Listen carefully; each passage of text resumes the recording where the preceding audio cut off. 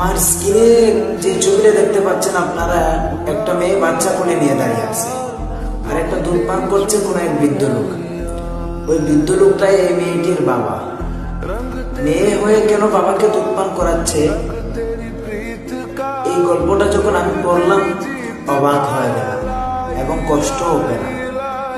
কোন এক দেশে এই বৃদ্ধ লোকটিকে মৃত্যুদণ্ড দেওয়া হয়, কারাগারে রাখা হবে, কোনো প্রকার খাবার দেওয়া হবে না। ধীরে ধীরে আস্তে আস্তে ক্ষুধার যন্ত্রণায় ছটফট করে বৃদ্ধ লোক মারা যাবে, এটাই ছিল তার শাস্তি। কিন্তু লোকটা ছিল নিরপরাধ, নির্দোষ। তাকে কারাগারে বন্দী করা হয়।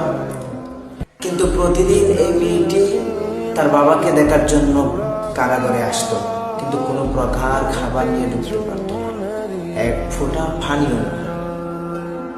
একদিন আস্তে আস্তে বাবা যখন ক্ষুধার যন্ত্রণায় ছটফট করতেছে, মেয়ে চিন্তা করলো আমি আমার বাবাকে এভাবে মরতে দিতে পারি না।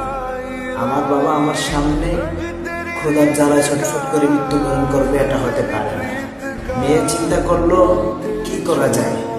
কোনো কিছু না করতে পেরে মেয়ে একদিন বাবার সাথে দেখা করতে গিয়ে তার একটা দুধ বের করে দিল। ক্ষুধার তো বাবা কোনো কিছু চিন্তা ভাবনা না করে দুধ পান করতে লাগলো। এভাবে প্রতিদিন মেয়েটি তার বাবাকে দুধ পান করাইত। উদ্যাতন কর্তৃপক্ষ চিন্তায় পড়ে গেল, বৃদ্ধ মরে না কেন, মরে না কেন। এভাবে অতিবাহিত হওয়ার পরে একদিন যখন দুধ পান করাচ্ছিল, তখন কোনো এক প্রহরী দেখে ফেলল। কোনো এক প্রহরী এই দৃশ্যটা দেখার পরে উদ্যাতন কর্তৃপক্ষকে জানানো হলো। উদ্যাতন কর্তৃপক্ষ সেই বিষয়টাকে নিয়ে একটা মিটিং করলো। মিটিং করার পরে অনেক কিছু বিবেচনা চিন্তা করলো। মেয়ে হয়ে বাবাকে দুধ পান করাচ্ছে, এটা কি অপরাধ নাকি অপরাধ না। অনেক কিছু বিবেচনা চিন্তার পরে তারা বুঝতে পারলো যে এটা অপরাধ না, এটা হচ্ছে মানবিকতা। আর মানবিকতা হচ্ছে সবার ঊর্ধ্বে। এই কারণে, এই মানবিকতার কারণে এই বৃদ্ধ লোকটিকে মুক্ত করা হয়। আর এখানে যে মেয়েটি তার বাবাকে দুধ পান করাচ্ছে, সেখানে মেয়ে হিসেবে বাবাকে দুধ পান করাবে, মা হিসেবে সন্তানকে দুধ পান করেছে। আর একজন মা কখনো চায় না তার সন্তান ক্ষুধার জ্বালায় ছটফট করুক, পিপাসিত অবস্থায় মারা যায়। এটা মায়েরা চায় না।